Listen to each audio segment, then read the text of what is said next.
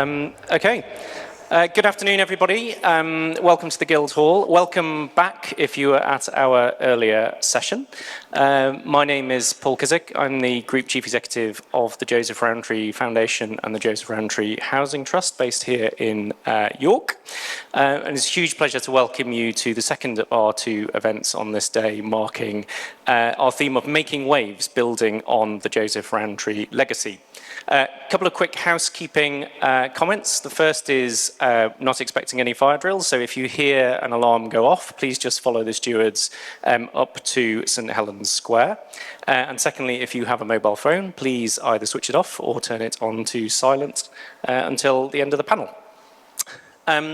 So 2025 marks 100 years since the death of our founder, Joseph Rowntree. And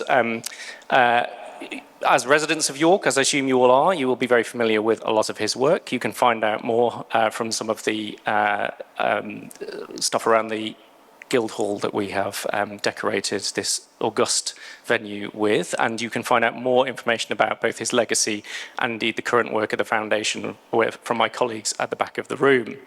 As I was saying in the previous panel, we look back at Joseph Rowntree's life as work during a period of what we would call deep transition.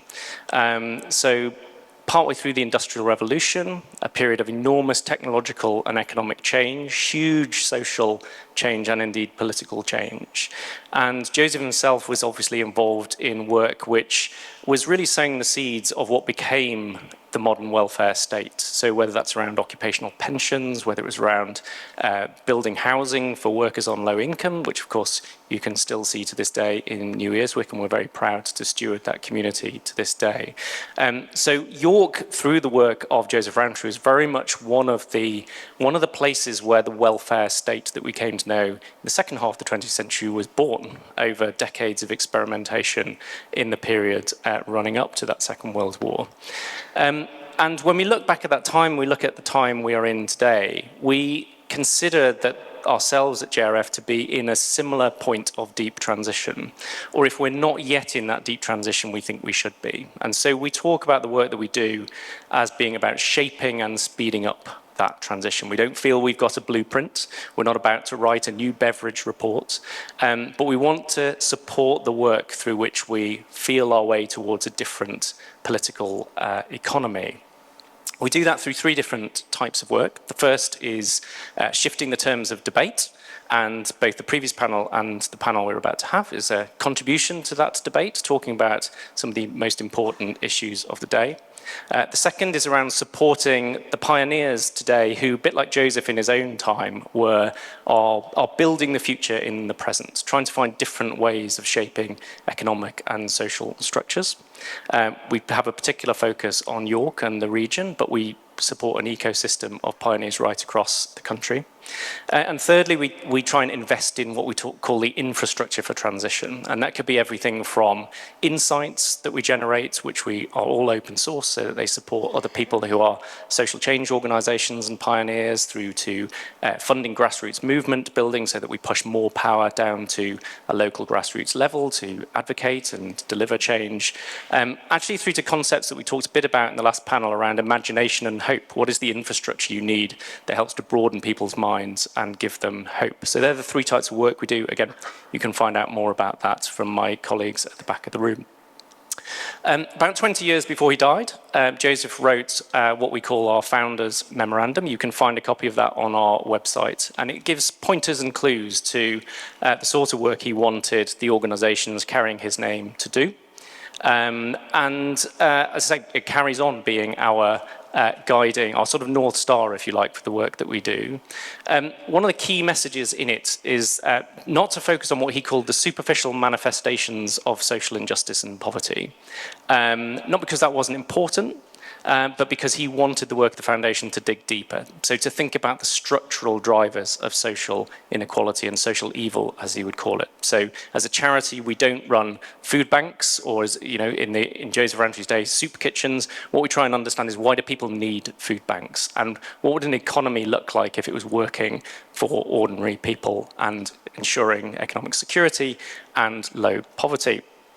So in our second session today, we want to talk more about those questions, sustainable futures through regional growth, picking up the growth theme from the previous panel, but focusing now more at a more local level, because of course, all economics is experienced by people and by families at the local level. It's where we live. It's our home or communities that shape our health, our well-being, and our economic experience.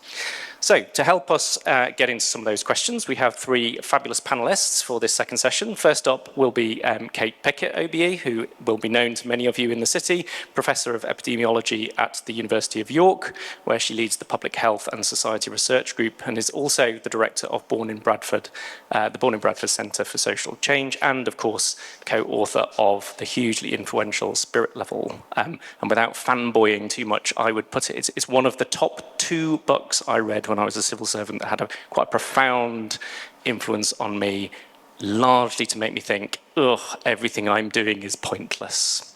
I'm happy to tell Kate what the other book was later. Second up, we have Cathal Moran, who is a behavioural economist and visiting fellow at the London School of Economics. He's a long-standing member of the, personally, I think, excellent Rethinking Economics, a global network of students and organisers fighting for a new way of teaching and practising economics. And he is also author of the book, Why We're Getting Poorer. And finally, we'll have Ryan Shorthouse, who's the founder and executive chair of Bright Blue, an independent think tank seeking to defend and improve liberal society and change government policy and public attitudes. Ryan is also a senior visiting fellow at King's College London and a visiting fellow at the University of Bath. So very, very pleased to welcome such a brilliant panel for our second session. In terms of format, those of you who are here before will be familiar. I will ask each of the panelists to spend up to 10 minutes giving us their initial insights, thoughts, provocations. We'll then go into a conversation, and then I will singularly fail to bring us in on time, because that's what happened in the last one. I will try a bit harder this time, and we'll try and get it wrapped up by 2:30, which is the point we're going to finish. And there will be plenty of opportunity, if I chair it better than I did last time, to ask questions from the audience. So as you're listening to our speakers, do think about the questions that you are holding, and hopefully we'll get a chance to bring a microphone your way in the second half. So on that note, I'm going to ask Kate to go first and lead off with her initial thoughts on the questions.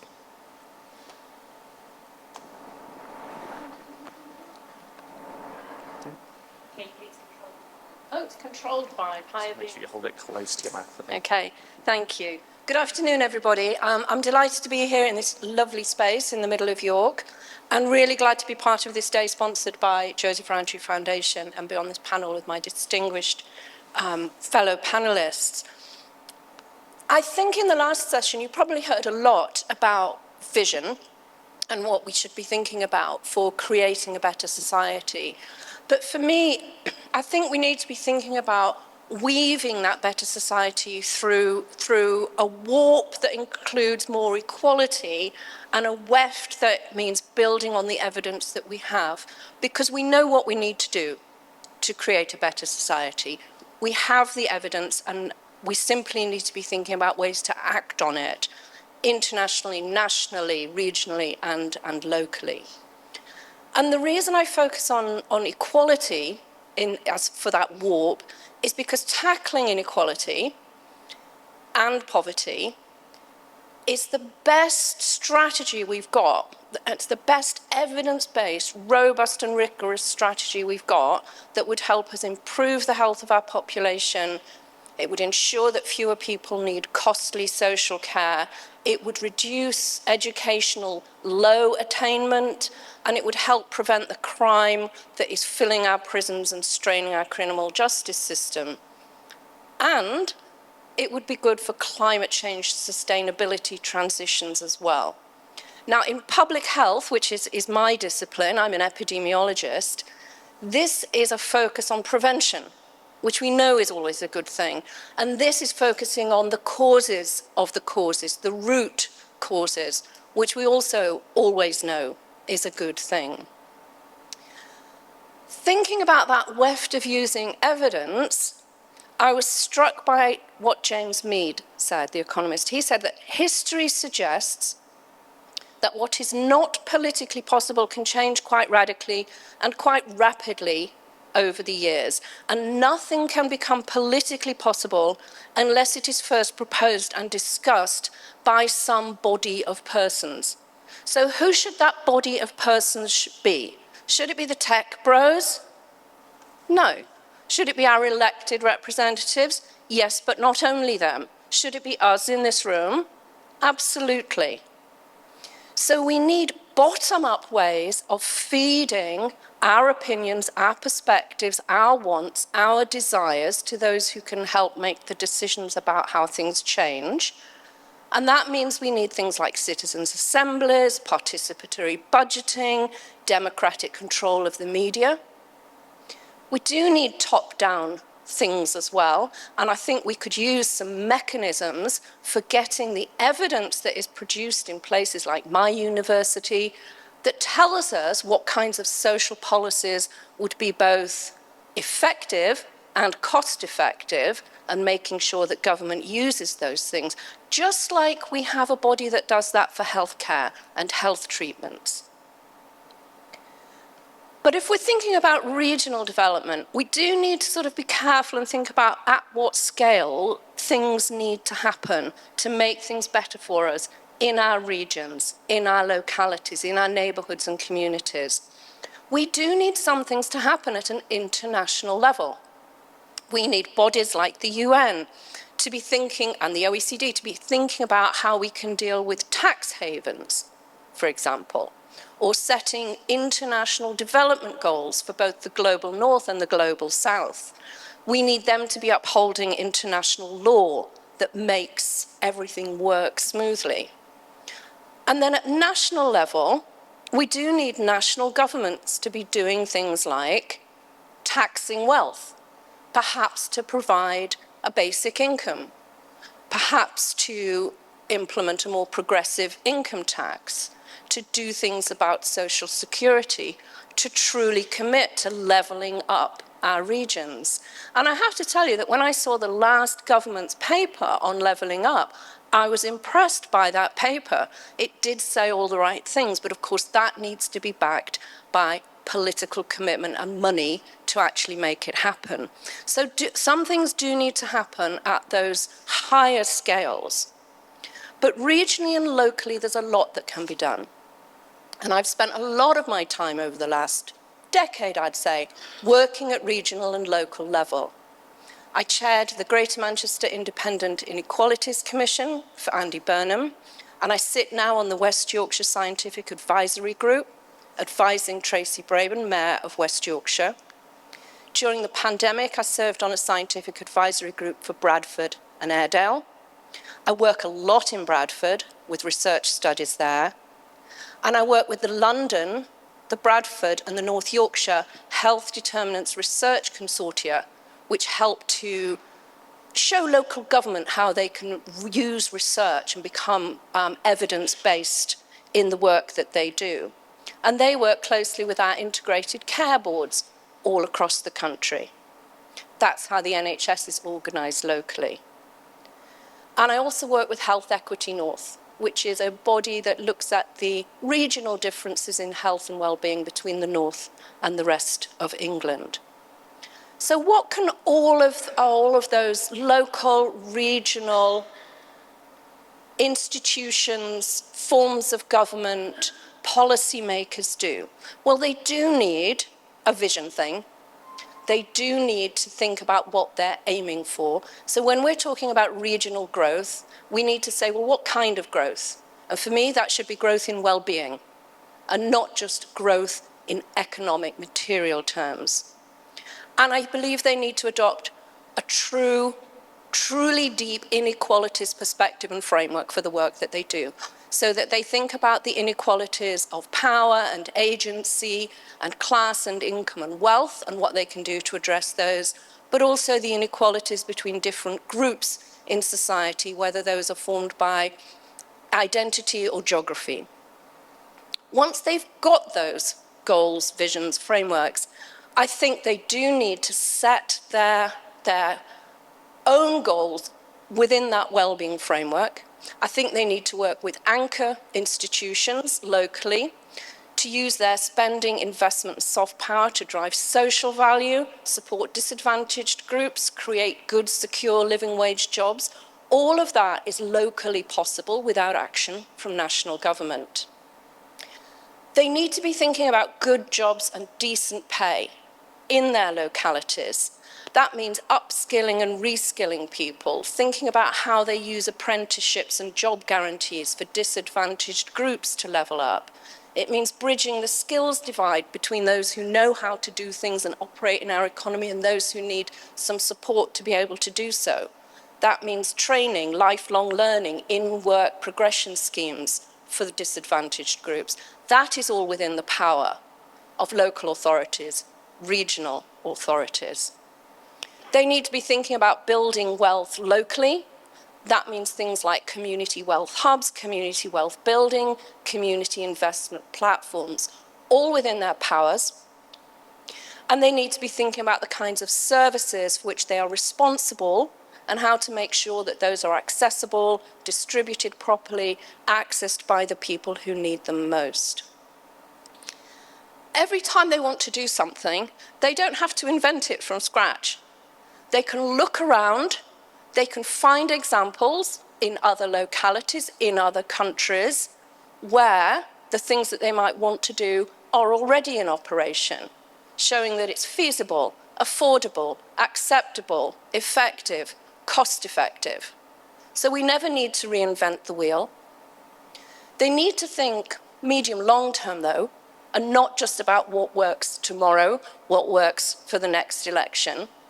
When you act on the causes of the causes, when you act on the root causes, when you're thinking about prevention, the payoff is sometimes down the road.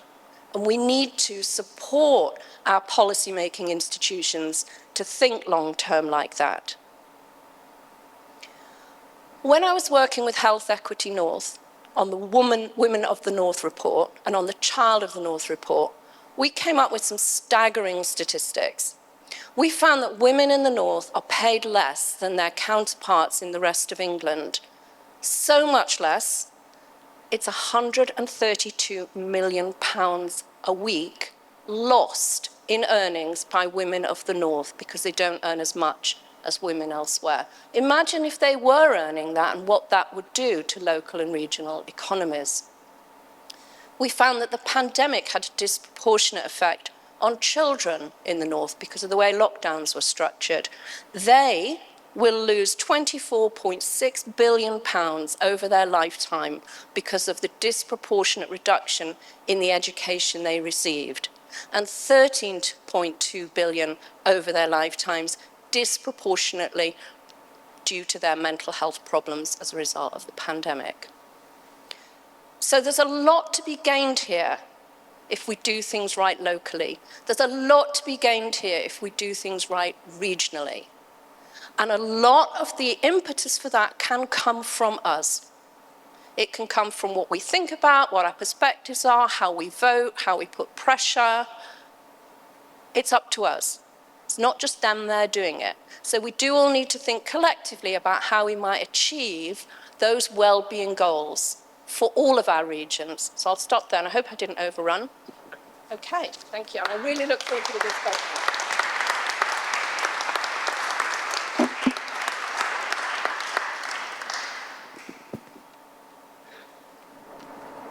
Hi everybody, thanks for coming. I've been asked to talk to you about this topic through the lens of my new book, Why We're Getting Poorer, and there is a substantial section on that. In fact, the book begins by talking about the great financial crisis and austerity, so that's what I'm going to do. I'm going to begin where the book begins. Basically, I'm just going to rant about austerity for 10 minutes, I think. So people say that to understand someone's worldview, you need to look at what was happening in the world when they were about 20. For me, that was it, right? The great financial crisis broke out just as I started studying economics at A-level, and this was followed by austerity measures. Greece was literally burning while I was doing my degree in economics. The great financial crisis saw the UK economy shrink 6%. Unemployment peaked to its highest level in over a decade, and this story was similar across the Western world. The effects of the recession were felt more strongly in poorer regions, of course. This was true in the UK, it was true in the EU, it was true in the USA. In all of these places, unemployment tended to rise more sharply in disadvantaged areas compared to better off areas. What I think we really need to focus on, though, is not the financial crisis, but what we did after it. Because many governments across the world pursued austerity policies, hoping to balance the government budget. I'd say that this was a case of misdiagnosis and misdirection, because the financial crisis had very little to do with government debt. Government debt wasn't particularly high before the financial crisis, and cutting it wasn't a way out of the crisis. It was said that we should fix the roof while the sun was shining, in the words of George Osborne in 2010. Years later, his cuts would lead to the collapse of an actual school roof in Kent, as well as the roofs of many other schools and hospitals across the country. I don't think a metaphor has ever come back to bite someone so hard. But this points to a problem that I think we've had with austerity, which is that cutting expenditure on things like schools and hospitals amounts to shooting oneself in the foot economically, as well as making the lives of sick people, children, teachers, doctors, nurses worse in the process. Too often, it seems to me, the term economics is synonymous with tough love, making difficult choices, as if what is good for the economy can't be good for the people.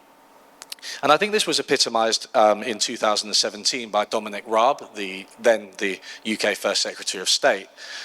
A woman criticised him for cutting disability benefits, and he said, quote, "I can think of lots of things that I would like to avoid making difficult decisions on, and lots of areas like the health service or schools that I want to put even more money in. But unless you've got a strong economy creating the revenue, it's just a childish wish list." Now, I think that it's become very clear over the past 15 years that this strategy is self-defeating. Austerity didn't achieve its stated aims of reducing the debt on time. George Osborne was forced to admit that he'd missed his targets a few years after he was supposed to meet them. We are now said in the UK to be in a doom loop, with falling incomes leading to higher debt, which justifies further cuts, which leads to falling incomes and higher debt. One report found that ill health was costing the UK population around £2,200 in annual earnings because people were leaving jobs, working fewer hours, and had higher health costs. Withdrawing money from these things just leaves people languishing, and as well as being extremely harmful, that is just not good economics. Chapter 4 of my book is about regional inequality, both within countries, with a special focus on the UK, but also across the globe. I find regional inequality a very striking topic. I actually think that talking about regional inequality hits a little bit harder than statistics like that recent report on how the wealthiest 50 families hold more wealth than 50% of the population. I think that's true, I think it's important, but it can feel a little bit abstract. If you contrast that with just simply taking a trip to a left-behind area, for instance, like Blackpool, I think that you can see much more viscerally the effects of regional inequality. These areas lack opportunities, they lack incomes, and they lack social connections too. And these all take their toll. Blackpool features high levels of drug addiction, closed down shops, dilapidated infrastructure, crime, and the mass emigration of young people. And these are just some of the consequences. Now, the doctors in Blackpool have taken to calling the affliction that ails many of their patients shit life syndrome. If you've never heard the term shit life syndrome before, that might sound a little bit mean, but that really isn't the point of it. The thing is that these GPs have 10 to 15 minutes with their patients. They just do not have the time, the capacity, the resources, the expertise to fix all of the problems that are going on with them. They only have this little chat. And so that's why they've come up with this term. Dr. Arif Rajpur in Blackpool has argued that, quote, 80% of health is determined outside the health service. It's things like whether you've got a job, whether you've got a decent home, whether you've got social connections and friends. Now, there's some pretty solid evidence behind what Dr. Rajpur is saying, and of course, most of it is produced by Kate. So austerity is known to be regressive. Austerity hits poorer people harder because poorer people disproportionately benefit from public services and transfers. Cuts have also fallen much more heavily on the poorest local authorities, which tend to receive more of their funding from central government and less from council tax. Many of the local authority districts with the highest unemployment have relatively high concentrations of public sector jobs. And of course, public sector employment has declined across the UK, on average 4% between 2008 and 2012, but this was over 10% in the northeast, while it actually rose slightly in London. So what you have, in a nutshell, is these areas which are much more dependent on the public sector receiving the biggest cuts. In 2023, the Bennett Institute of Cambridge University produced a report into the physical and social infrastructure of England. They found that the availability of things like transport, hospitals, GP practices, cash machines, post offices, museums, and chemists was declining across most English areas. They also compared unfavorably to East Germany, which is quite an economically comparable region. This was, of course, from a starting point of high regional inequality. Even before the financial crisis and before austerity, we had high regional inequality in the UK, but it has only gotten worse. Health clinics declined more rapidly in poorer areas between 2014 and 2023, for instance. There are 24 clinics per 100,000 people in Cambridge, but only 8 per 100,000 in neighbouring Bedfordshire. A third as many. GPs in poorer areas tend to be more stretched, with a caseload 61% higher than those in better off areas. 112 million miles were travelled on local bus routes in 2018. This was over halved from 243 million in 2010. Over the same period, there's been an 18% increase in bus fares in real terms. Now, it's not all doom and gloom.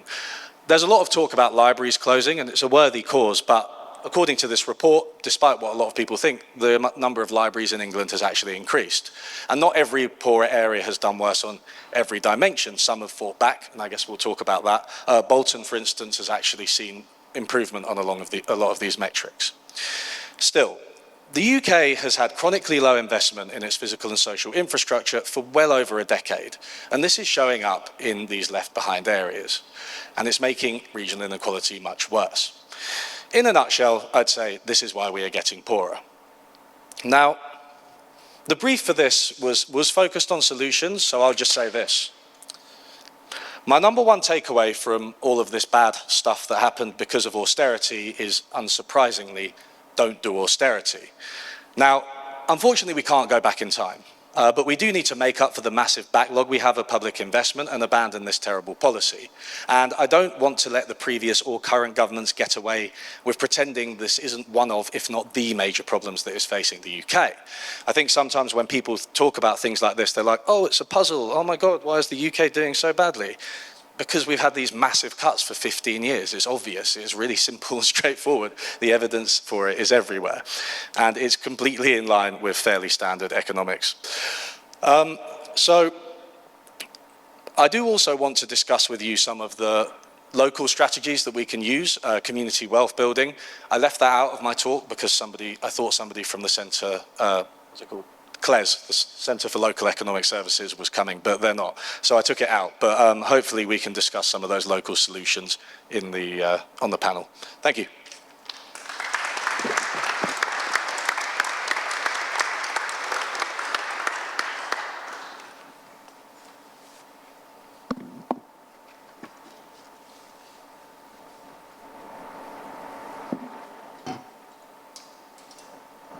Okay, last but not least, hopefully.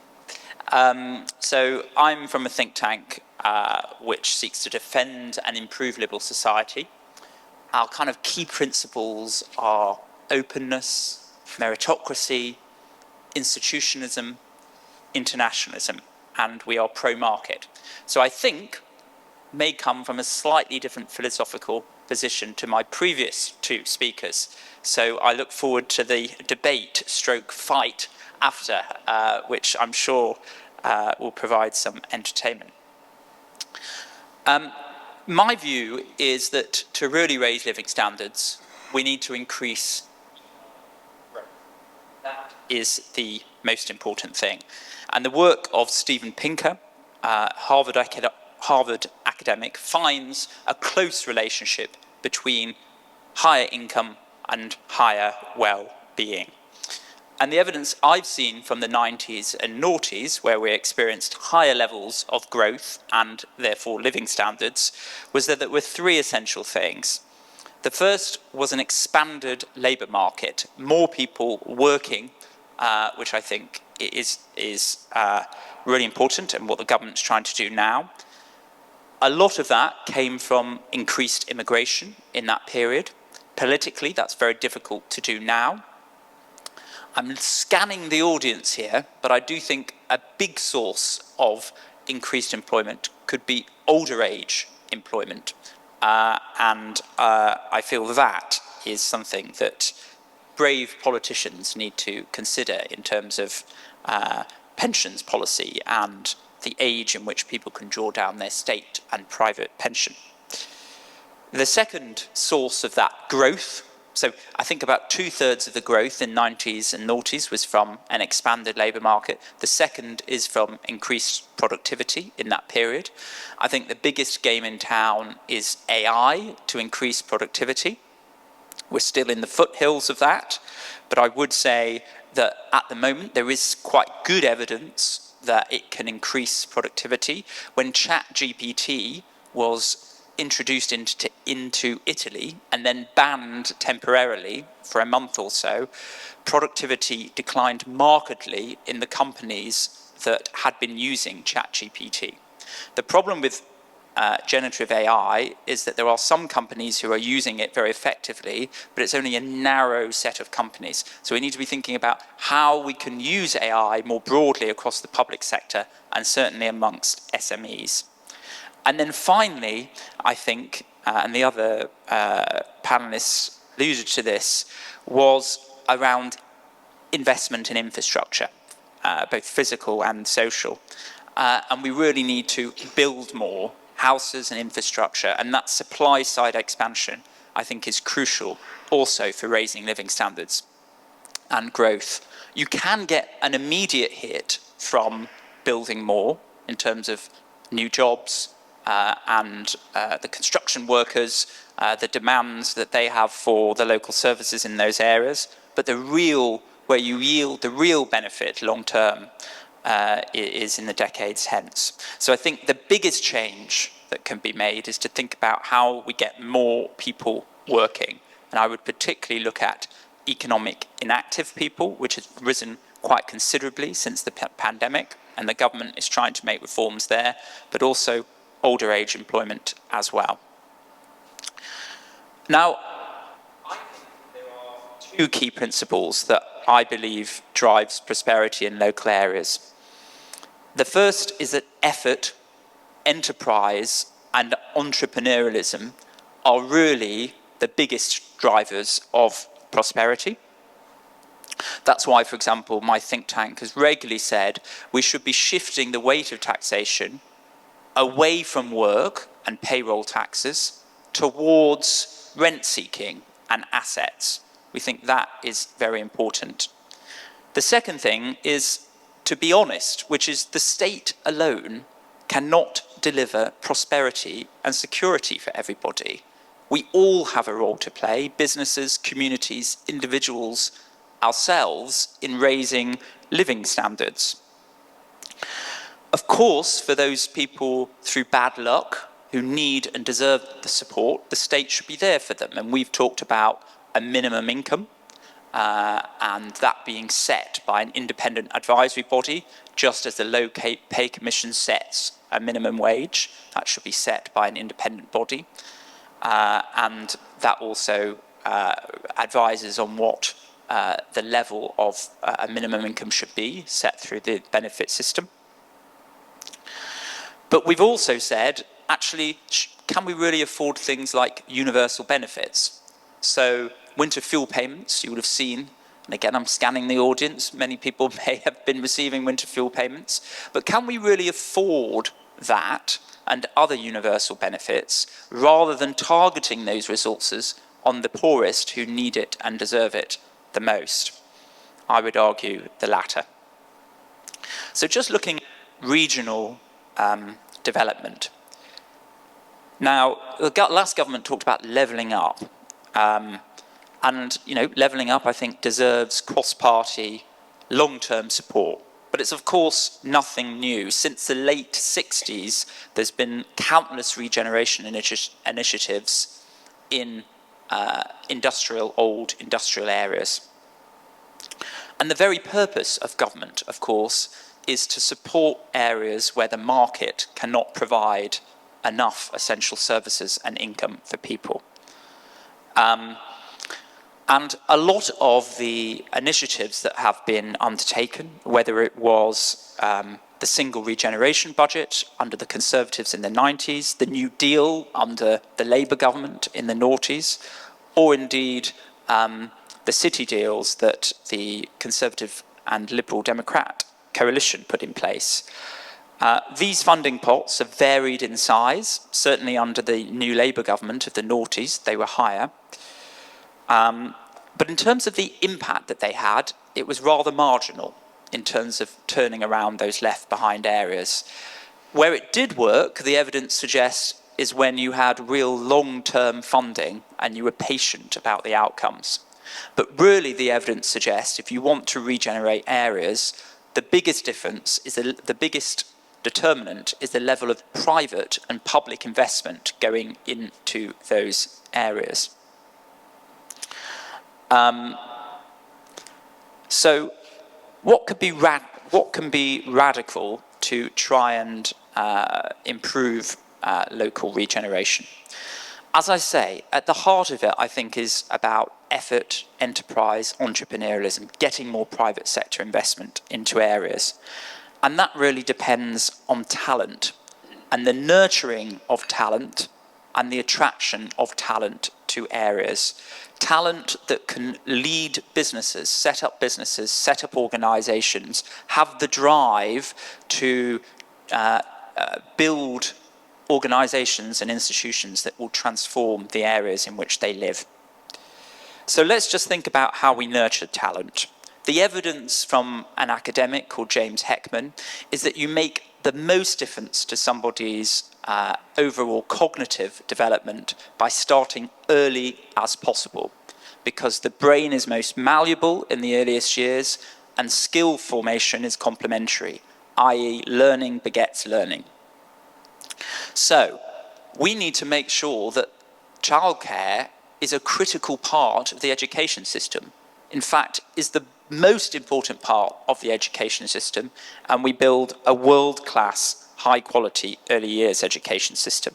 And I think at the moment that means state funding directed at improving the quality of preschool education rather than necessarily the quantity of free hours that parents receive. I would also say the last government was wrong, for example, to cut down on Sure Start children's centres. The evidence around the impact of children's centres has really improved. And again, it was an example of over time it evolved and improved, and actually some of the child and parent outcomes were very significant, and it was wrong for the Conservative government to cut back so much on that. And then the other thing, of course, is around parenting and the quality of parenting. And that home learning environment seems to make the most difference, even above early years education. And, again, talking about personal responsibility, really there should be a cultural norm in this country that a parent should read to their children, their very young children, when they're at school age, every single night. Every single night. That should be a cultural norm. It's also, as they progress through the education system, the quality of teaching seems to make the most difference in terms of educational outcomes. Earlier is better, but good quality teaching can make a difference. So how can we get very talented teachers to areas which are more deprived? A lot of very good teachers go to London, do the Teach First scheme. It's a magnet for talent. So why not have salary supplements for people who go to more so-called left behind areas to attract them to those areas? And also I'd be a little bit more radical about how we get into good schools and good universities. So lotteries, for example, we could use those much more, rather than middle-class, sharp-elbowed people dominating very good state schools. Can we use lotteries more? In fact, Michael Sandel, the Harvard academic, has talked about lotteries for university admission. So you get a meritocracy bit, which is you've got to get the necessary grades, but then above and beyond that, rather than start having interviews and personal statements, which we know middle-class parents can get the tutoring for their kids to do, have a lottery. And maybe that would make sure that people from poorer backgrounds with lots of talent get access to those institutions.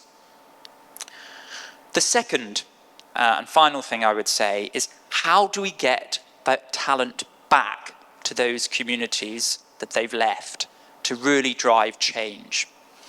Now, you've probably all heard of the sort of phrase around boomerang kids. Because of the high cost of housing, those young people coming back to live with their parents in their 20s and 30s.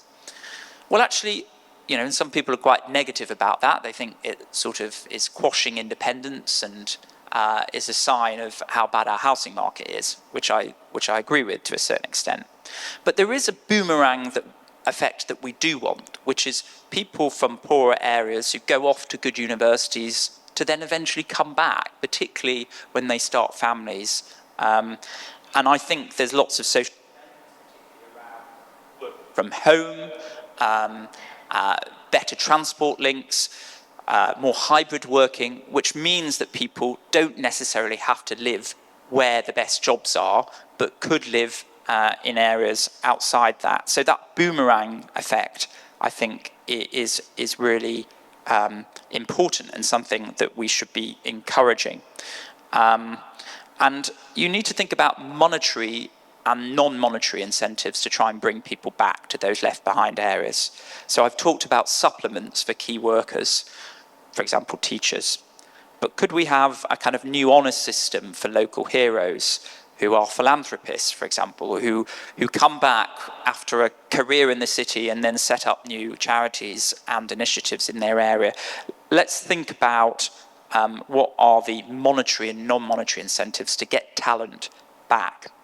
And also, you know, at the moment, a lot of very talented people are trying to set up companies using venture capital money. And lots of venture capital firms now use what they call programs called accelerators, where they give some money to very talented people to try and form a company and then take an equity stake in that company with the investment enabling them to grow over time. Can we have local accelerators in particular areas as well? What's the role of local businesses, local government in setting up those accelerators so we can support talent to go far but stay local, as Michael Gove said previously when he was in government? I'm just conscious of time, so I think the final thing I would say is about well-being. And it's not just having economic activity and opportunities in areas, but it's also about livable areas. The quality of housing is obviously very important, but it's also about, you know, livable streets, children being out playing on the streets, having lower traffic speed limits, for example, 20 miles an hour as the default in residential areas, I think would be really important, because we know middle-class kids are shipped from extracurricular activity to extracurricular activity, where poorer kids have to rely on their local neighbourhood, perhaps where traffic can be more imposing and crime is more of a risk. So we have to think about the type of zero-tolerance policing and pedestrianised areas and reduced speed limits that can make streets more livable. I think areas which are really dynamic and great places to live are where children and families are most visible. And I think I would say, finally, that it's really children who are often the social glue that create social capital, because people form new friendships with new parents because they go to, you know, the nursery school, or they go to playgroups, or they meet new parents at the local school. So children being at the heart of how we think about areas and the engines of social capital, I think is really important as well. But anyway, hopefully food for thought.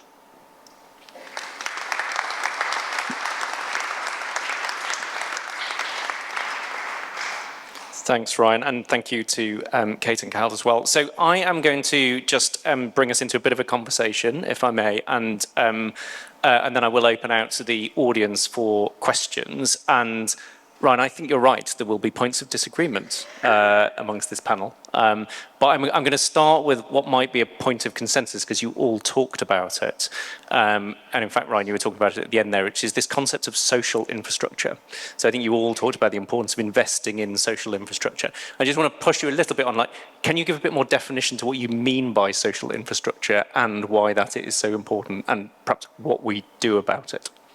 So if you want to go first, Carl, do you want to? Yeah. So social infrastructure is sort of things like schools and hospitals, right? That basically nurture people, right? And they allow people to survive and to thrive and to get by, right? So that's like the counterpoint to physical infrastructure. But I think it's often ignored in a lot of our prevailing analysis. People often talk about big infrastructure projects, but they mean like a railway.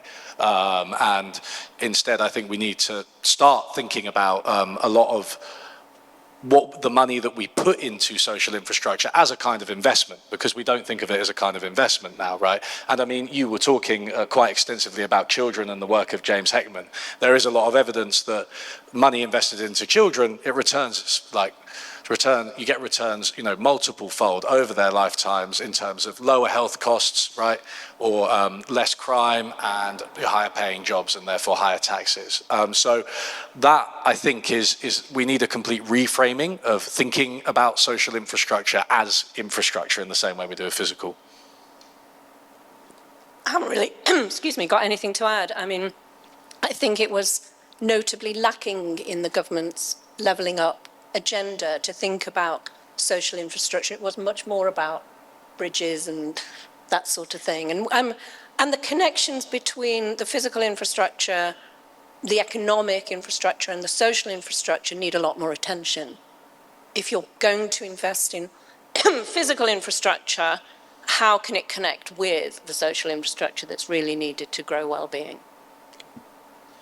Well, I think playgrounds, charities, churches, all of those types of institutions are vital for enabling people to come together and create mixedness. And there's some great work that's been done by Raj Chetty in the US, where he's looking at social mobility. And interestingly, the diversity of the friends that you have, particularly, he's been studying people's Facebook's profiles, and children from low-income backgrounds who experience more social mobility.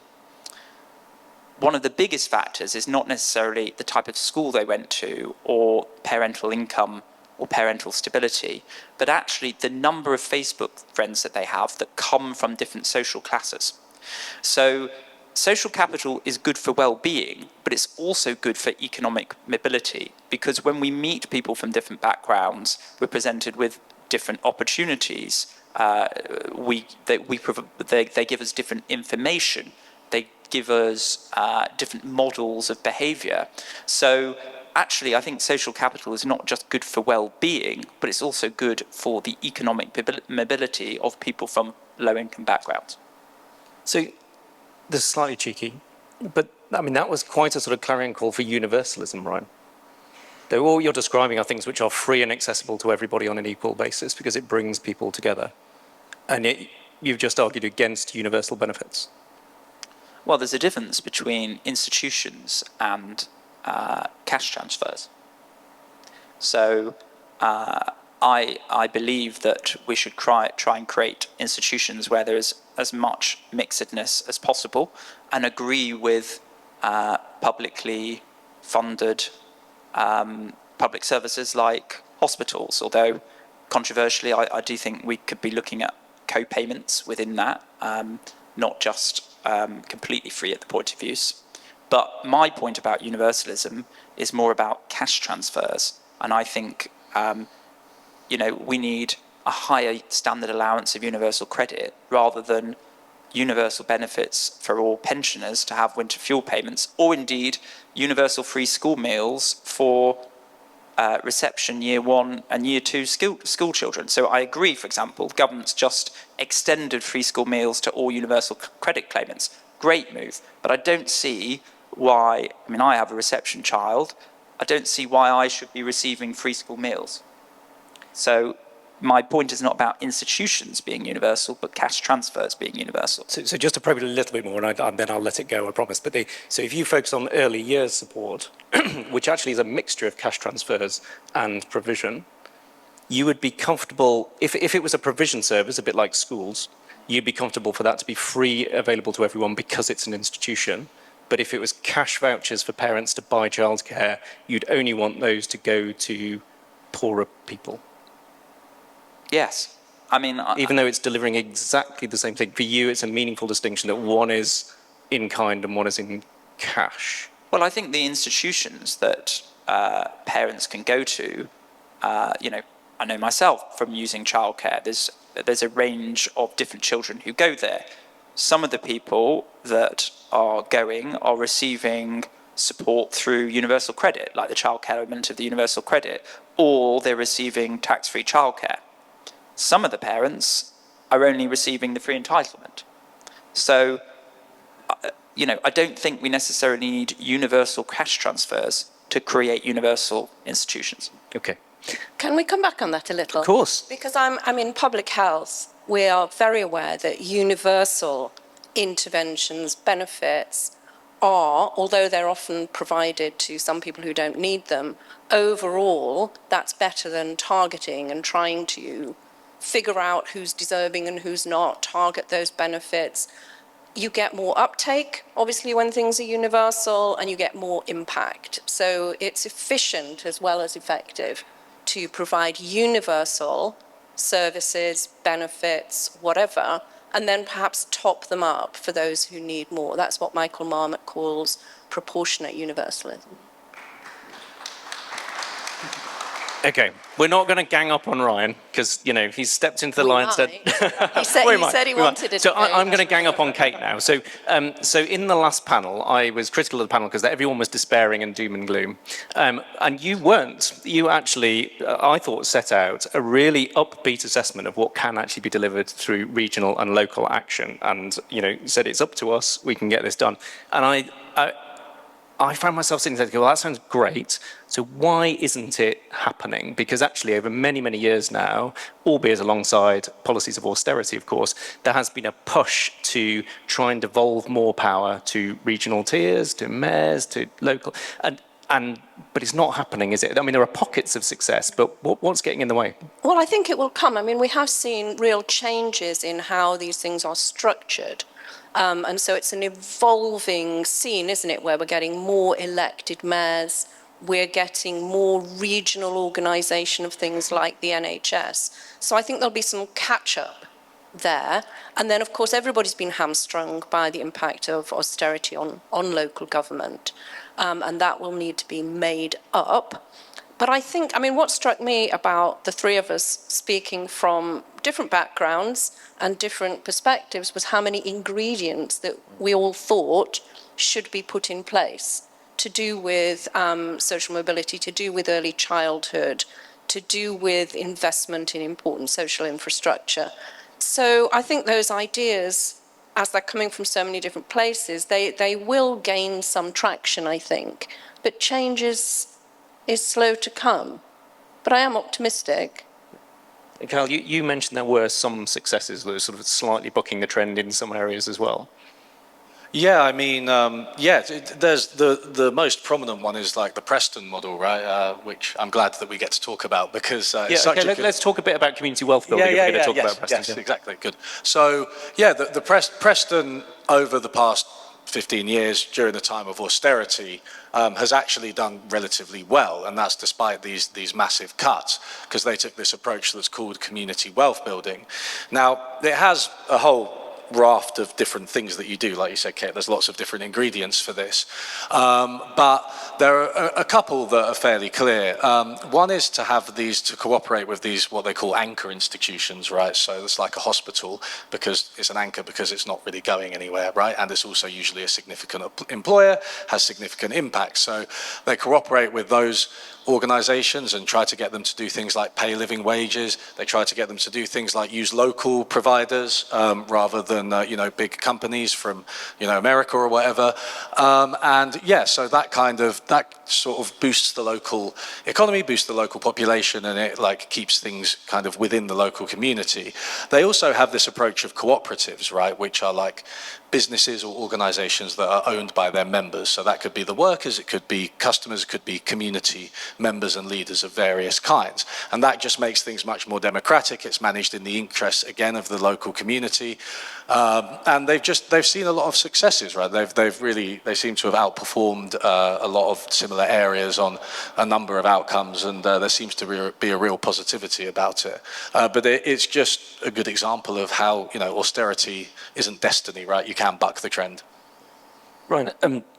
Not that you are the voice of the centre-right, but what is the centre-right view on community wealth building? Because I'm never 100% sure, because on the one hand, there are aspects of it which you would expect the centre-right not to like, but also it taps into a sort of localism, a communitarian spirit, which actually I could imagine is appealing to people on the centre-right. Yeah, I mean, the centre-right broadly has more individualistic or libertarian elements to it, and it has more communitarian elements to it, where it says actually those institutions between individual and state are really important and we should be nourishing those.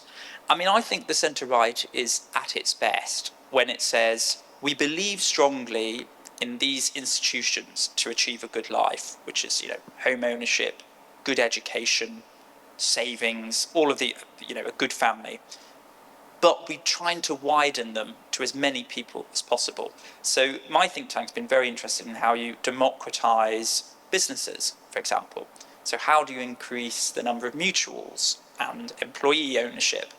Because I think it's now the case in this economy, it's quite clear that even if you're on a relatively well-paid job, it's hard to achieve real social mobility and social security without having assets. And assets, I think, have become much more important for life outcomes. So how can we make sure that we democratise access to assets, whether it's through community ownership, business ownership, those sorts of things? I think that's really important. Just two things I want to say, perhaps a bit more controversially, which is what some progress which has been achieved. So the attainment gap between the poorest and richest children narrowed in the 2010s, thanks to a number of reforms. It then reversed as a result of the pandemic and lots of school children coming out of school, not being present.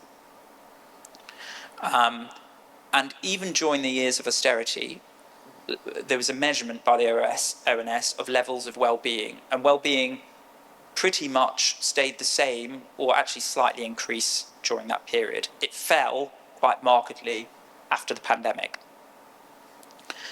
And in terms of inequality, it did not rise during the years. Overall, inequality did not rise. I think that was largely because, and Kate is the expert, so no doubt may correct me, because the gap between the lowest paid and middle-income people narrowed during that time, largely as a result of the minimum wage increasing.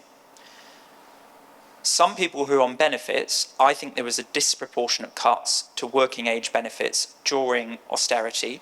So some of the gains that came from the minimum wage, if you were reliant on benefits, that cut those gains. So that was a problem. But I do think there was an overall narrowing. And I think the final point I would make is that funding for public services is crucial. but funding alone will not deliver better outcomes. And Amanda Spielman, who was the former Chief Inspector of Ofsted, has said if you look at the school systems across the OECD, it's not necessarily the countries with the highest levels of funding to education which receive better outcomes. And that's not to say that funding doesn't matter, of course it does. But what also matters is the methods and practices what those school systems are doing.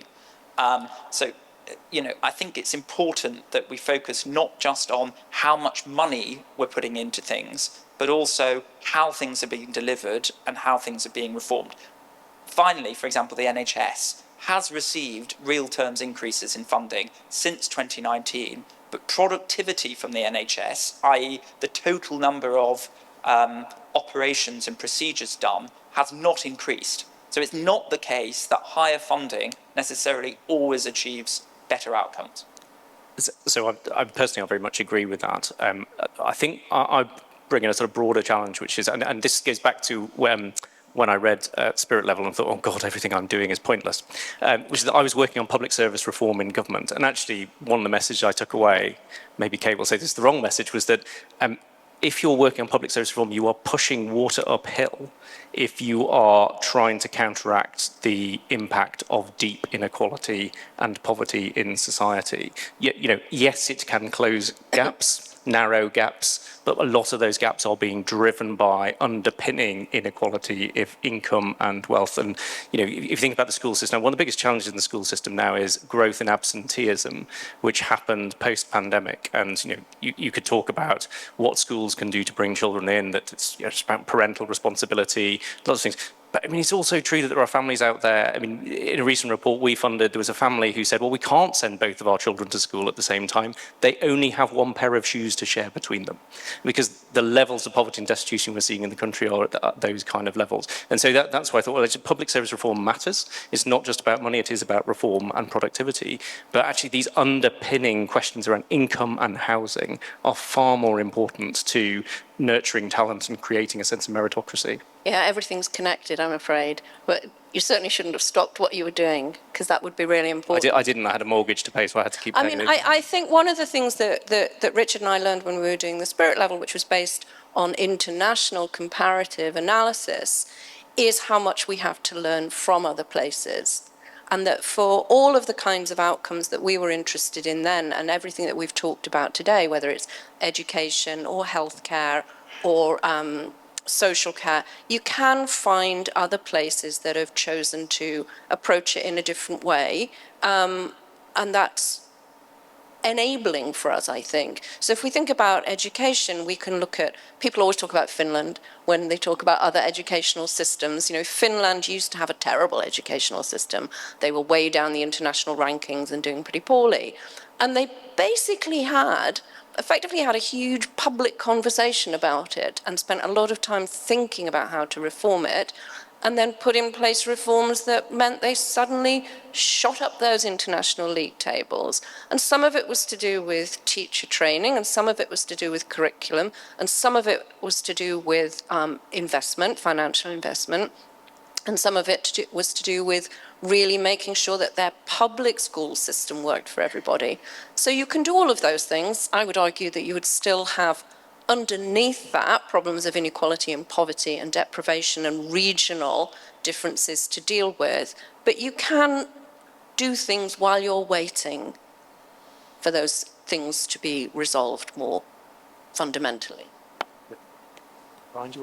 Yeah, I mean, just on Finland, it's actually gone down in the rankings more recently. Yeah, but only really because loads of people have gone up. Yes, maybe, yes, including England. But our scores have gone down. We've moved up the rankings, but our actual scores on what they're measuring have gone down. So it's not much of an achievement to go up when actually your scores have gone down. I agree, but since the pandemic, I agree. I think Finland as well I think you need a master's degree to go into teaching, so the qualification is quite high. I also think about Finland, I'm told that all of their films are in English, and so they watch with subtitles all the time, and they have the highest number of books per household. So that probably lends itself to why their reading ability is so strong. Finally, just on absenteeism. Now, there is, of course, some children which are experiencing profound bullying or profound mental health problems who are not going to school. But the rate of absenteeism that we're seeing now, which is, I think, nearly 30% of children, I'm afraid that is down to parental responsibility in a lot of it. And like I say, some of the people are really struggling, but I do think, without exception, if you are a parent, you should make sure that your child goes to school. And I would put conditions on some benefits unless it can be shown that there are extreme circumstances that parents don't receive those benefits unless they send their children to school. So, it can't be the case that 30% of children are suffering from extreme circumstances. Okay, well, 30% of our children are living in poverty, so, we'll see. I want to move us on. I just want to talk about... I still don't think that's an excuse for not sending your child to school. I'm not saying it is, actually, but, similarly, making it a social norm that parents read to their children. I'm very supportive of parents reading to their children, but I also know many parents who are juggling multiple jobs and absolutely exhausted just trying to make ends meet. I want to bring us on to one final topic before I open it out to the audience, which is housing, because we haven't talked much about housing. And Ryan, you talked about democratising assets, which is a really good positive phrase and probably the sort of thing that we'd all agree with. But I just want to push a little bit, what does that mean? So if I think about housing, which for many of us is the most important asset we will ever or may never own, in fact, the broad sweep of what's happening over the last sort of 30 or 40 years in the housing system is it used to be the case that we had a very large amount of shared community housing, which we call social housing. And over the period of the 80s through Right to Buy, that reduced quite considerably. It became home ownership. That was seen as a very positive thing.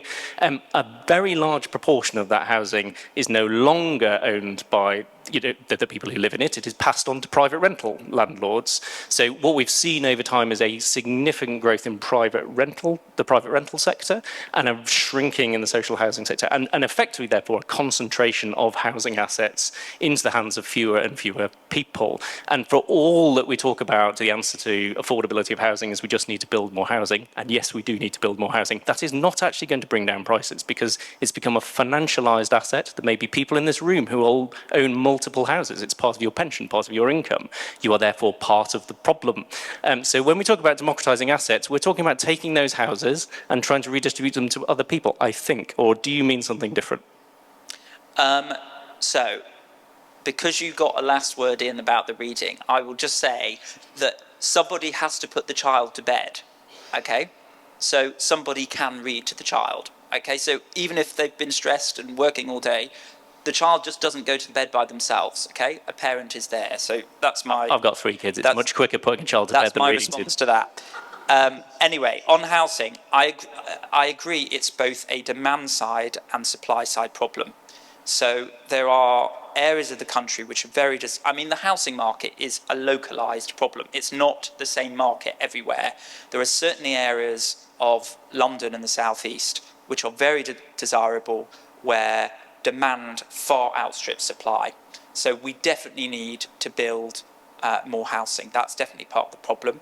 We also need to make sure what is being built is quality and not quantity. And there's issues around land banking and the incentives for developers as well, which we need to look at. I would also say on supply, we build too few social housing. I think we should build much more social housing, because actually what's happening, there's a lot more money going to housing benefits to pay private landlords rather than actually using that money on the infrastructure. So I would agree with that. But you're also right that even if you did build lots of more houses, 300,000 or whatever that the government wants to do, 1.5 million over the Parliament, you still wouldn't see a massive decline in house prices, that it suddenly becomes affordable to buy for everybody. So you do need to think about demand side. And I think there's 2 things about that. One is government subsidies. There used to be Help to Buy, a lot of criticism of that, but we need some kind of successor to that which works better to help first-time buyers. The second thing is the mortgage market, and a review of that. I think since the global financial crisis, it's become harder for first-time buyers to get mortgages. We used to have 100% mortgages a long time ago. The result of that has been that the houses that were traditionally for first-time buyers have been scooped up by baby boomers as second homes, and now those what would have been first-time buyers are renting off those baby boomers. So I think it's now the case that 1 in 6 baby boomers own a second home. So the problem of housing is both a supply side and a distributional problem. Yep. Kel, do you want to come in on that? And then I don't really disagree with any of that. I was going to make a slightly different point and just try to bring it back to the local, more communal stuff, right? Because one way of addressing the housing problem, I agree on the need for more social housing and everything, but is housing cooperatives, right? And also community land trusts. So these are organisations that come together to manage the land and the housing, right? And so I think in Switzerland, in Geneva, about one in 10 houses is in a housing cooperative, right? And Geneva is very expensive, but these houses are much, much more accessible, and they're managed by the members in the interests of their members. So I think that is a really promising approach. And, it depends how radical you want to get with it. In Brazil, they seize the land and take it and build houses on it. So I don't know, maybe we can do that here. Okay, I'm going to invite you to bring your questions to us now, and we've got one microphone only, so be patient as we get the microphone to you. Just the same reminder I did from the last, which is we are of course very interested in your views, but we are even more interested in your questions. So please make sure it has a question mark at the end so that we can actually address it with the panel. I've got one here, and then we'll come to the lady there. But if we can go first, about halfway down, stripy top microphone is on its way.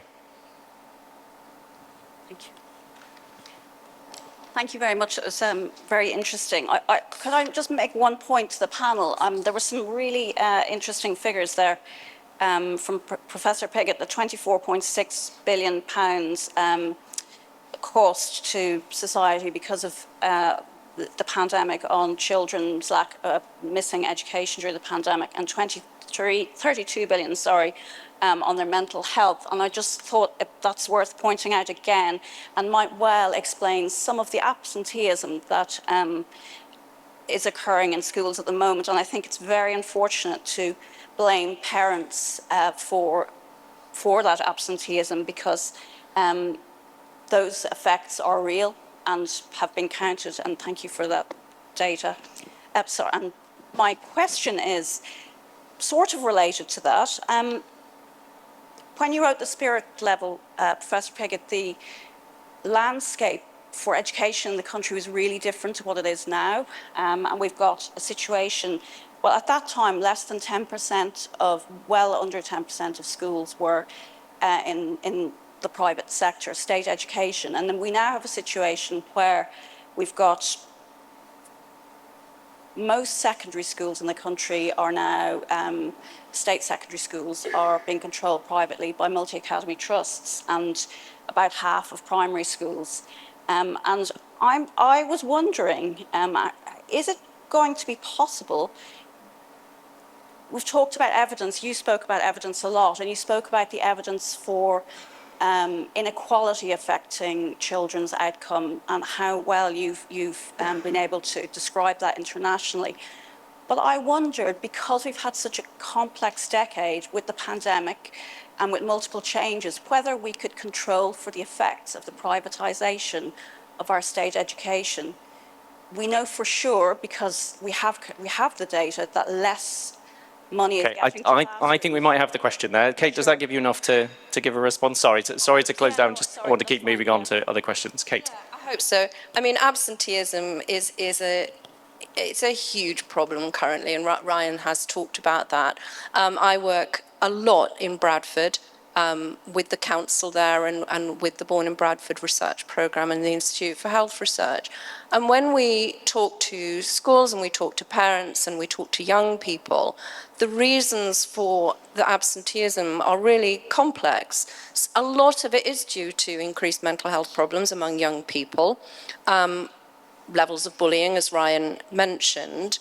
But of course, it's also due to increased levels of mental health problems among parents. and the impact of the cost of living crisis and austerity and the pandemic on them.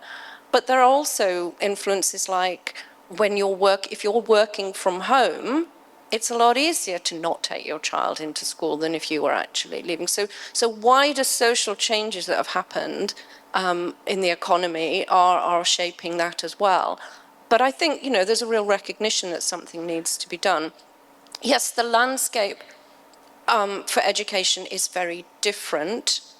I think it could do with a fundamental look similar to what Finland did do. We do have at the moment, the government has commissioned a review of the curriculum, so we might see some changes there, but I don't think that goes far enough. Ireland is proposing to have a national citizens' assembly on education and is describing it as a once-in-a-lifetime opportunity for the public there to really think about what they want their educational landscape to look like. And I think we could use something like that as well. We've had just sort of a patchwork of changes and reforms. And when I say education, I mean cradle to grave. I mean early years, and I mean nurseries, and I mean childcare, and I mean schools, and I mean universities, and I mean lifelong learning. I think we need to be thinking about how we do all of that better to achieve the well-being and prosperity that all of us here on this panel are looking for. And I think it's high time we did that rather than just doing little piecemeal bits of reform here and there. Ryan, did you want to come in on that? Yeah, just on the learning loss, which has been well documented, well evidenced. The government was obviously dealing with a very unique situation with the pandemic. So, I can understand why lockdown happened. I think broadly lockdown was the right thing to do. I think upon reflection, it was wrong to close particularly primary schools for the length of time they did. But of course, that's the benefit of hindsight. So I don't blame the government, but I think that has had quite serious consequential impacts. On mental health, child mental health services, huge backlog now in getting kids specialist support. Now, I think there's a combination of two things here. The first is there has been a real rise in mental health. If anyone's read Jonathan Haidt's book, The Anxious Generation, really recommend that. It charts the increase in mental health, both of internalizing mental health disorders like anxiety and depression, but also self-harm and suicide, which showed that there's a genuine increase. His view is a marked increase since the early 2010s, and that's really down to smartphones and social media use. So I do personally think that we should be looking at ways to make sure that children under the age of 16 don't have smartphones and don't have social media. I know it's hard to do, and often it requires not just schools to ban it, but parents ourselves to take collective action, to talk to one another and say, we're not going to give any of our child that phone, because as soon as one child gets the phone, they share it off to everybody else, and then suddenly you get the peer pressure. So it's not just about the school, it's also about parents taking responsibility. But I would also say there has, in my view, there has been a real rise in mental health. I also think there's been some concept creep in mental health. And I do think that we need to be careful not to over-medicalise particularly feelings of anxiousness and sadness. And I do think that is contributing to some people being referred to child and mental health services, which means that people with more profound mental health problems are not getting the support they need. So that's not me saying it doesn't exist. It does, and there has been a rise. But I also think part of the increase is down to concept creep as well, in part. Okay, we're ranging very widely, which is great, but I am keen that we sort of try and bring it back to some of the core things which this session was about around regional economic growth, strong economy. So if you have a question which links back to that, I think there's a question here, if there's a microphone. Yeah, sorry, that's it. Sorry. And I think hopefully we'll take one more after this if we can. Hello, I was going to ask, 100 years on, what do you think Joseph Rowntree's would have made of where we are today? Well, I'll go to the panel in a moment, but one thing I would say is that the founding memorandum, which I referred to earlier, refers to the idea that probably the foundation set up in his name wouldn't need to exist in 30 years, because he was really optimistic at the way in which what became the welfare state over time would eradicate poverty. So he would be baffled that JRF even exists, actually, and I think he'd be pretty demoralised by the state of things. Personally, I also think he would recognise a lot of what we're seeing around concentrations of wealth, media power. When you reread the founding document, which we often do because it is our sort of North Star, some bits don't read as very contemporary, some bits really resonate with the social challenges we have today. But the panel. I think it's really important that we remember that Joseph Rowntree was a Quaker, and that his actions were, and his beliefs and his legacy are deeply connected with Quakerism, and their testimony to equality, their testimony to peace, their thoughts about how society should be structured, should look after people. And his legacy is felt very strongly here in York, in all kinds of ways, I think, in our university, in our other institutions around the city. And I think he would be appalled to see that 100 years later, so much of what he was trying to work against is still entrenched in the world and in Britain as well. Yeah, I confess I don't know that much about Joseph Rowntree, the man, but yes, related to what you said, Kate, I mean, I think what has emerged over those 100 years is what John Kenneth Galbraith called private opulence and public squalor, right? And it seems that the vision of Joseph Rowntree, based on what you said, was very much that we would invest in this physical and social infrastructure that really matters to people and really creates a good life for them. But I think what we've actually done is we've kind of reversed on that front. And what we've got is, you know, you can order I don't know, Brazilian Korean fusion to your door at any point, you know, and it'll be there in half an hour, and you can order anything from Amazon, like anything, and it'll be there the next day, right? But then we have a decline in our hospitals, in our GPs, in our schools in some cases, right? So I do think that I echo Kate, like it's a very different reality to the one that he would have envisioned, and I think he probably didn't foresee the extent to which we'd be kind of bought off by that private opulence, by those little treats, and maybe stop pushing for the things that actually I think really make a good life. I think he would recognise some of the progress that has been made, to which is real. You know, no child labour, improved education, people, particularly from deprived backgrounds, being in education for longer, more opportunities for enjoyment, for leisure, less dangerous, harmful work. So there are real progresses, which we have, you know, I think is worth stating. And indeed, global poverty, particularly in the global south, has in recent decades fallen quite considerably. But you'd also be disappointed that we still have the rates of homelessness that we do. And, you know, we were close in the 2010s to really, really substantially reducing levels of homelessness. And it's increased significantly over the past 15 years, which I think is a real shame. But in terms of what I think he, you know, would be pushing for now, what could really improve growth, reduce poverty, would be making sure that we have a proper early years education system, that education, compulsory education, doesn't necessarily start at 5, but at 3 for a maximum number of hours. And that also, because people are living longer, they contribute more, and that older people are not retiring when they're 60, but if they can, and they have the health, that 70 should be the cultural norm. That is my view. Exactly, exactly. But that is my view of how you best would improve growth and reduce poverty and inequality. I mean, look, people responded to it, but baby boomers, on the whole, as a generation, of course, there's many who are suffering poverty and disadvantage, but as a whole, the baby boomers have been quite a lucky generation. with the pensions that they receive and the growth in their housing prices.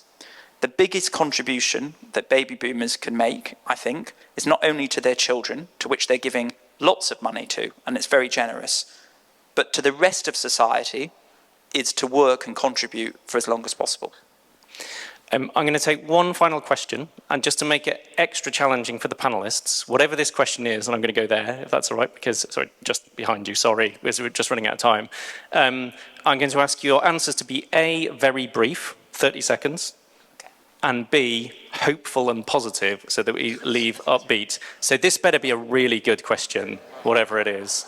Incidentally, on the retiring early, there's a senior and very talented member of Joseph Rowntree Foundation staff in the audience who told me about 2 weeks ago that she's retiring. So I hope she's listening to your message about working to 70. But anyway, I'll speak to her afterwards. Thank you. No pressure at all here. I was quickly going to come in on the infrastructure point and come back to that. I think great to have more social infrastructure, but if we don't have the capacity in communities and the social capital, the more intangible stuff, to use that well and for communities to come together, you know, what's the point? You're creating things that people can't use. But I wanted to ask about, bringing back to the regional element, the devolution agenda, unitarisation, local government reform and reorg. What's your view on that? Where are the opportunities there? And is that going to solve some of what we've been discussing by way of problems? Okay, 30 seconds each. I'm going to do it in the reverse order that we do. So Ryan, then Cathal, and then Kate, if that's all right, and then we'll draw it to close. Ryan, 30 seconds, devolution, hopeful. I'm a little bit sceptical of devolution, so sorry to be pessimistic. 2 points. One is, how do we get really talented people? The most talented normally go to the National Civil Service. How do we get talented people into local government? That's the first thing. The second is, yes, let's increase powers to local areas. And some mayoral combined authorities have been very successful. Andy Burnham in Manchester, Andy Street in the West Midlands, for example. But there should also be more, yes, they get more rights, but there should also be more responsibilities. So I'd also like to see taxation devolved to a more local area as well, so they are more accountable for what they spend. I think that's really positive and hopeful, and I agree with all of it. Cathal. I'm more positive about devolution, and you know, you mentioned Andy Burnham. I used to live in Manchester. I really absolutely love what he's done with Manchester. I love how he's brought all the transport together and how it's all yellow, like the B of Manchester. So I think that speaks to your point about social capital as well, right? Because it's not just about building it, right? It's about creating a vision that resonates with the community, and I feel like he's someone who's done that. Well, at the risk of name dropping, I got an invitation from Andy this morning, which was sent to all of us who had been on the Independent Inequalities Commission to go to an event where Greater Manchester will be setting out their new strategy. And so presumably he is responding to much of what we recommended us. I suspect he wouldn't invite us. I'm a big fan of devolution, and I think not just to British regions, but to think about the devolved countries, to see what Scotland are doing, to see what Wales are doing, Future Generations Act, various initiatives around early years in both of those places. So I think more of it, please, actually, because I think it leads to greater democracy and a greater sort of pluralism of democratic initiatives and mechanism, and it allows us to compare and contrast. And as an academic, as a researcher, that's a really positive thing. We can see what works, and then we can do more of it. Brilliant. I agree with all of that. And when I sit on panels, as I do sometimes a bit like this, you're meant to say something like, there is no silver bullet for fixing Britain's problem. And increasingly, I think there is a silver bullet. It's devolution. Actually, that might be the closest thing we have, like really pushing power out of Westminster and Whitehall across the country. I think there is an exciting political consensus. Nobody quite knows how to do it. I completely agree that it won't work unless we have fiscal devolution too. But there is definitely a sort of change coming. It's one of the things that gives me hope. Thank you very much for coming along to this session. The festival's independent bookseller is here, Fox Lane Books. They will be selling Kate and Cathal's books. Hopefully you might stick around to sign a few books. That'd be very good of you.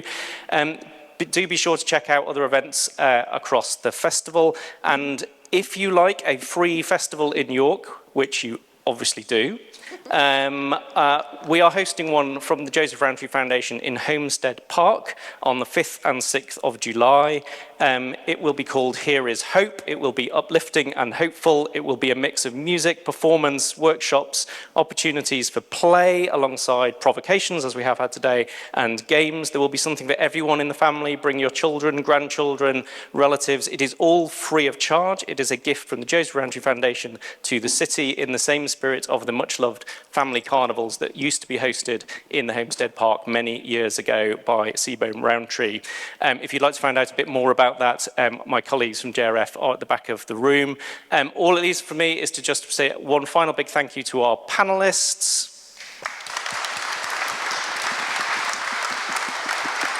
And in the finest festival tradition, give the final word to Joan. Oh, can I have that in writing? Hi, everybody. I'm Joan Concannon. I'm one of the festival organisers. First of all, I want to say a massive, massive thank you to Joseph Rowntree Foundation. They are one of our longest-standing, most brilliant. All my sponsors are brilliant, but in the context of Joseph Rowntree Foundation, they were almost one of the first donors. They are one of the reasons why we're able to deliver this festival for free. So a huge thank you to Paul and the team for being absolutely brilliant partners as well.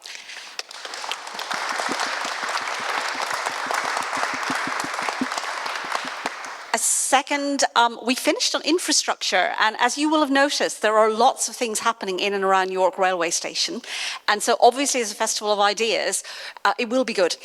We are going to run a whole day in partnership with LNER, one of our new sponsors, tomorrow at the Law and Sociology building, exploring the relationship between the future of transport, the York Central economic proposition, and the way that it can potentially change the city. And you are all very, very warmly welcome to come and have your say. We've got people from LNER, from Hitachi, from the Mayor's office, lots of people talking about York's heritage in terms of railway, but also its really exciting future in terms of being a rail cluster, using new technologies, but most crucially around transport connectivity, picking up on the themes today, ensuring that we actually are able to move people around the region in a way that enables them to have more opportunities from an employment point of view. And then on Sunday, we talked a lot earlier about tech bros, and we talked a lot about information, and we talked a lot about who has political and economic power in this world. We've got a whole day spanning the gamut of disinformation and democracy, the impacts ongoing of Trump's presidency, and the issues around the European defence all day on Sunday. And again, you're very warmly welcome to that. But again, thank you for coming along today. I really appreciate all of the festival audiences and their support and their brilliant questions. Thank you.